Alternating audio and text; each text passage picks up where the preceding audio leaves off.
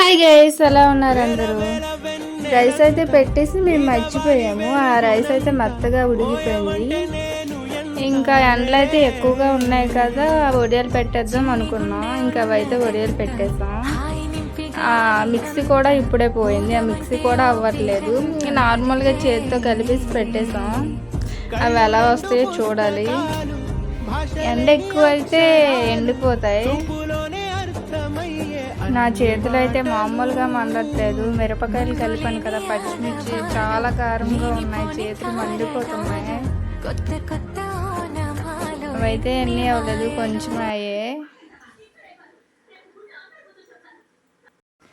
9కే బాగా ఎండ ఎక్కువ ఉంది. నేను గొడుగు వేసుకొని మరీ పెట్టాను వడియాలు.